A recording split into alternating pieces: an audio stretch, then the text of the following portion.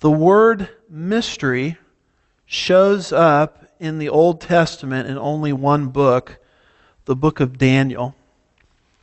And I think it's the word Raz, if I'm not mistaken, which is an Aramaic term, which Daniel 2 through 7, as we're studying on Sunday morning, was written in Aramaic. What you have to understand is the Old Testament was translated into Greek 200 years before the time of Christ. In which series of books am I thinking of? Anybody know? The Septuagint.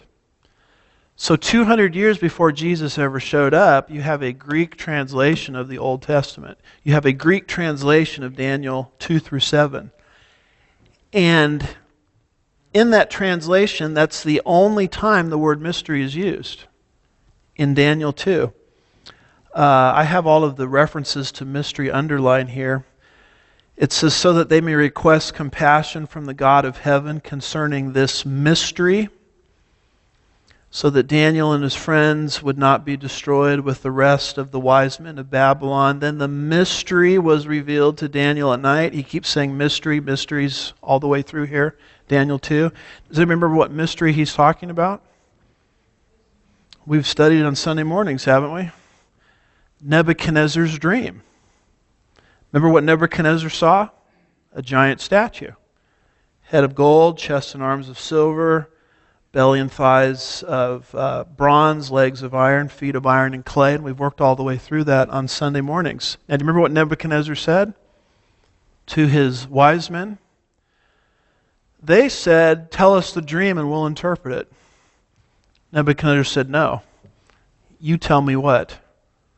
Both the dream and its interpretation. Therefore, that's what the word mystery means. It means something that is totally unknown, something that is totally undisclosed, something that could be known only if God himself pulled back the veil. This is the only time the Greek word mysterion is used in the whole Septuagint in Daniel 2. And in Daniel 2, when you know the context, where Nebuchadnezzar says to his so-called wise men, I'm not going to give you the dream so you can interpret it. You give me the dream. You start to understand what the word mystery means. The word mystery is not something as progressive dispensationalists like to say, something revealed but unrealized. That's not the way the word mystery is used here. It's something totally unrevealed. Daniel understood this because God told him what it was and what it meant. And had God not made that disclosure, Daniel wouldn't have known anything about this. He wouldn't have known the dream, what it was, or its interpretation. So when Paul in Ephesians over and over again keeps saying mystery, mystery, mystery, mystery as he's describing the church, he's dialing back into that Old Testament term.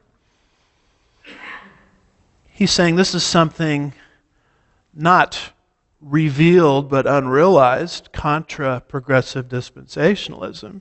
He is saying this is something unrevealed completely and totally.